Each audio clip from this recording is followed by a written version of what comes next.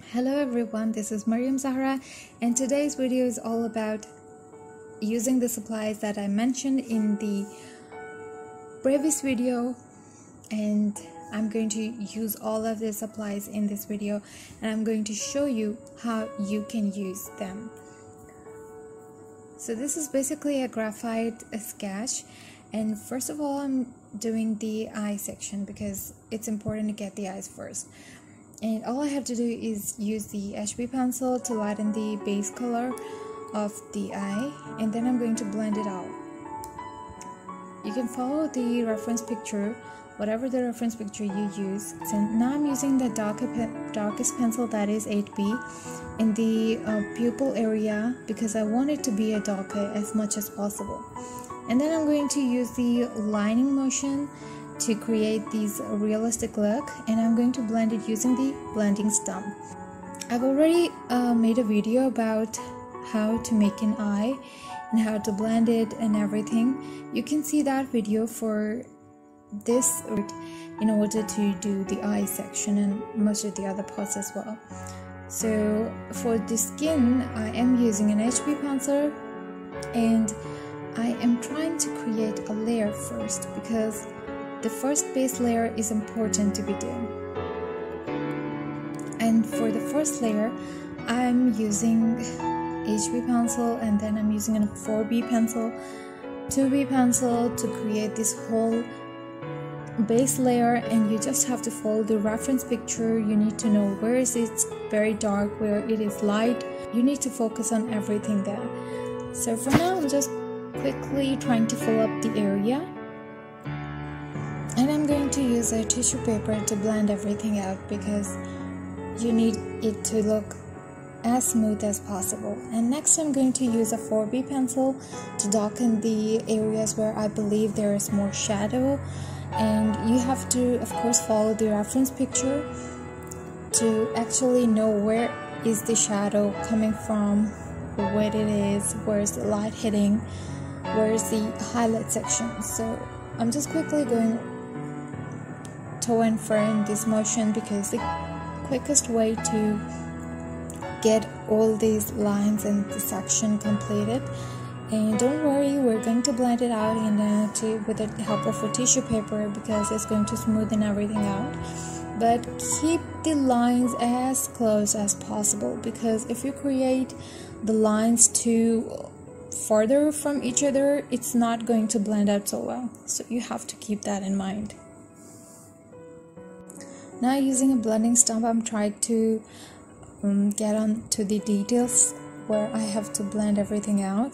And then again using the darker pencil, that is 5B, I'm trying to fill in the darkest areas. And I'm going to blend it again with the blending stump because we're not going to make it look, weird. So we have to focus on everything. Sorry about the shaky camera. I still just started using YouTube and starting doing the videos. That's why I don't have a very good stand. It just kind of keeps on moving. So bear with me for it and I'll be thankful to you. Also, I'm going to use the blending stump and the cotton bud multiple times to blend everything in. And now I'm using a 2B pencil to create shadows on his forehead because I'm just simply following the reference picture for that, and I just have to use the pencils that are the best. Now I'm using an 8B pencil, and this 8B is the darkest one. That is why I'm using it for the shadows. And again, moving back to the 4B pencil, I'm trying to create a little more depth to the sketch.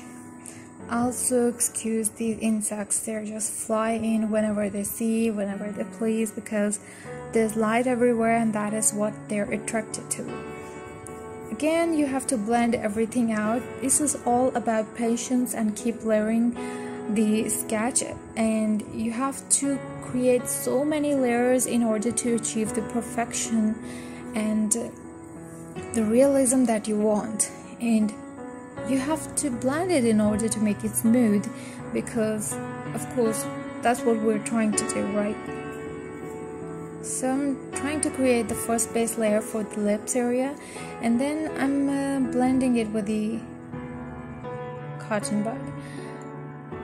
Cotton bud and blending stumps in different sizes help you to blend the areas which are very, very small. So in this sketch, I'm using it for the eyes and for the lips because I have to create this smoothness, and that's why I use these smaller sizes of blending stumps and other things.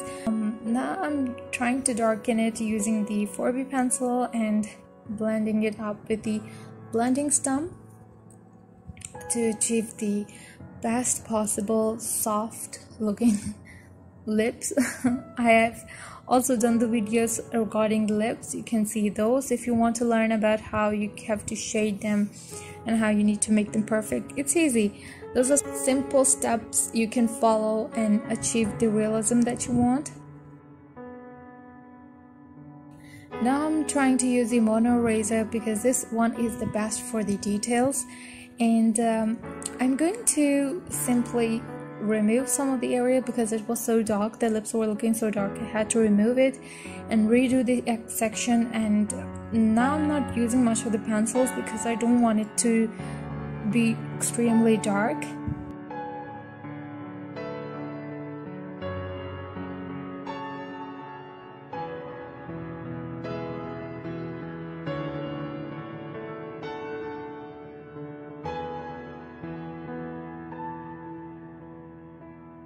As you can see, I'm using the darkest pencil, and that is 8B, and with this pencil I'm trying to do the lashes, and I'm not trying to make them look very hard or straight because they have to look like the lashes. Of course, you have to move them a little bit or give them a little curl in order to achieve realism.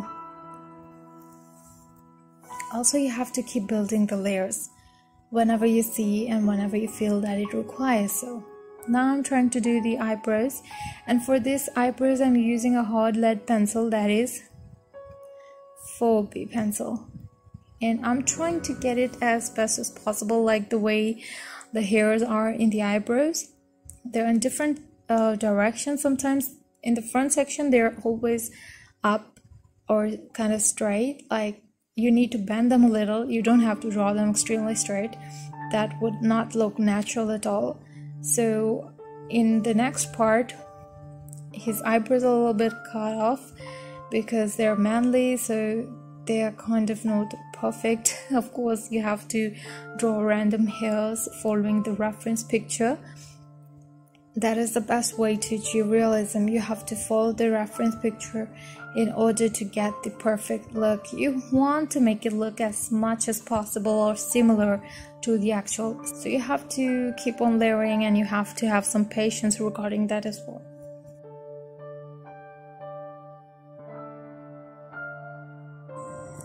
Okay, so I am trying to do the hat area now because that's in the reference picture as well. So I'm using a soft charcoal pencil to fill the area. I'm going to fill this complete area first, and then I'm going to use a brush to blend it out because the brush is the best thing to blend the charcoal. And you see the result that it blends so beautifully, and you have to just keep on layering some of the parts where the shadows are to make it look even darker than before.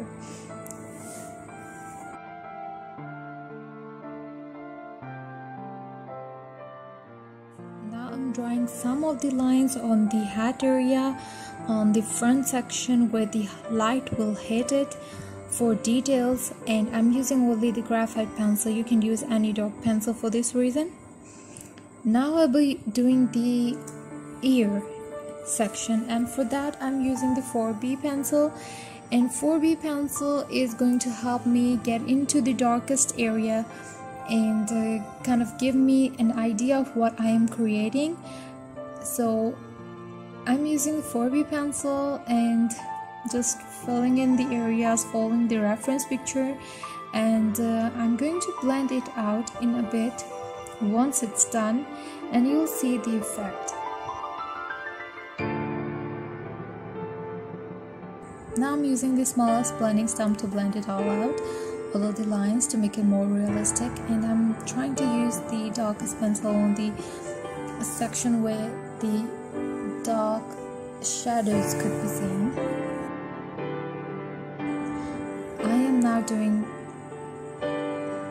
this section of his neck where you can see the more shadows, and I'm going to blend it out using a tissue paper to kind of blend the whole area because it's kind of huge, so you have to use a tissue paper for that reason. Now I'm using a 4B pencil to create some lines, and I don't know, just creating some lines for the hair.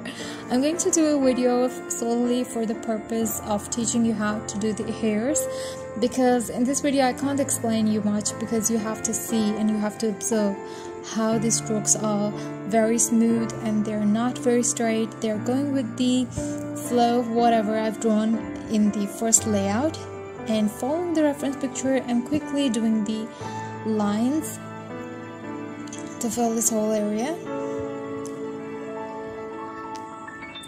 Now using a brush, I am trying to blend everything out, and now using a 4B soft charcoal pencil, which is my favorite, of course. I'm going to use it in all of the darkest section.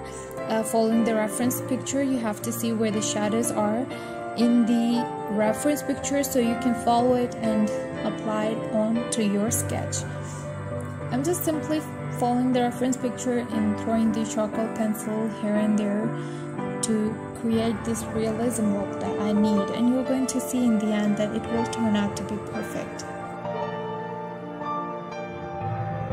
And now I'm trying to do the mustache part or the beard part first, because that's the one that is left out after doing the hairs.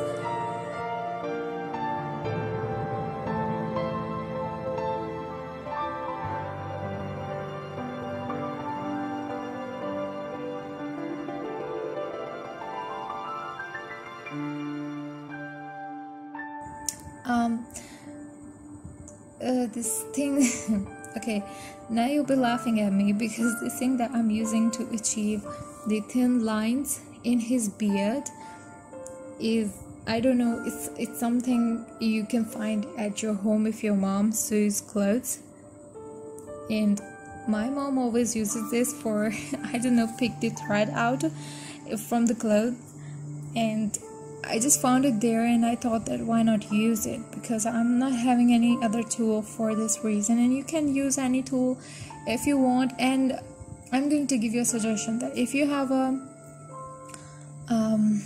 empty pen, its nib is going to work perfectly for you to create the texture or the thin lines in the hairs. What it does is that it dents the paper, and when the paper is dented, the graphite is unable to move into that area, and that is why that part is left white. And when it's left white in the hair section, you can easily assume that it's more realistic. You can see that it's more realistic when the white hairs are popping through and they're not just black everywhere. So that is what you need to see, and you don't have to work too much in the hair section achieving the realism. I think it's an amazing technique to use, something that dents on the paper.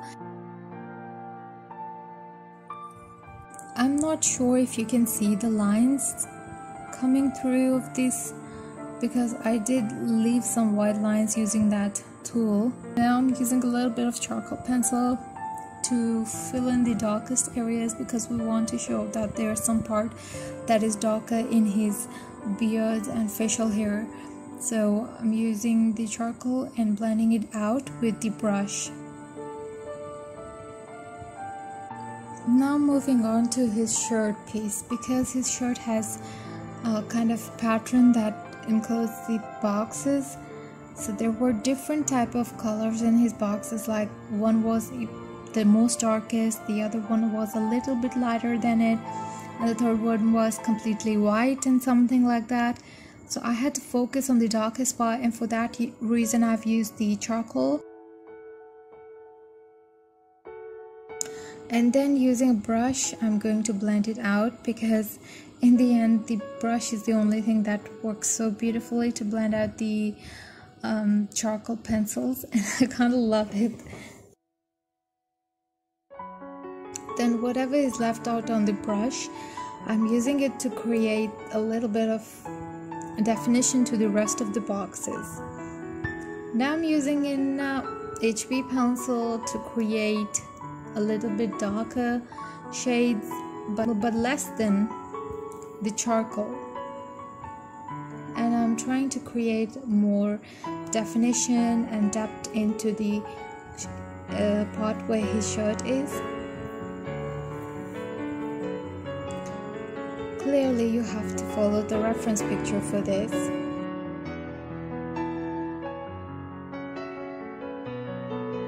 Now I'm using a cotton bud to blend out all of the boxes that I fill with the HB pencil to give it a smooth look.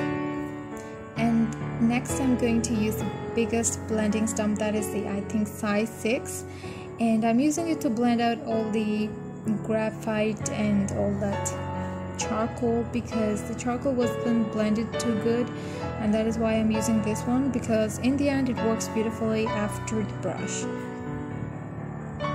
Now I'm using my most favorite eraser, that is the mono eraser, and for this I'm trying to leave out the boxes which are completely white. I want to leave some highlights as well, because that will make the shirt stand out more.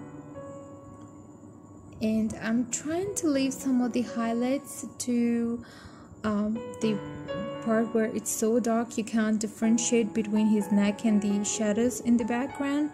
And now I'm using the mono eraser to add some highlights in his hat section, because that's where the light is hitting in the reference, and that's why I have to do it. And other than that, I am using it on the hairs as well to achieve those highlights and to make his hair pop out even more. And I'm trying to add some more highlights here and there on his beard, as well as his hairs and facial hairs on his ears. And now I'm trying to use the darkest pencil and trying to knead out the outlines of the boxes, because we want them to look more, natural and beautiful instead of messier, which it used to look before. And now I'm raising the rough part wherever it's kind of making it look messy and weird. Now I'm just using the SAKURA gel pen in the end to give the little bit highlights, and I'm trying to get into the details, and we're about done. Thanks so much for watching.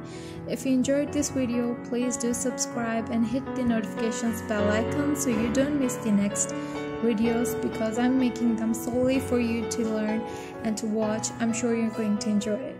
Thanks so much.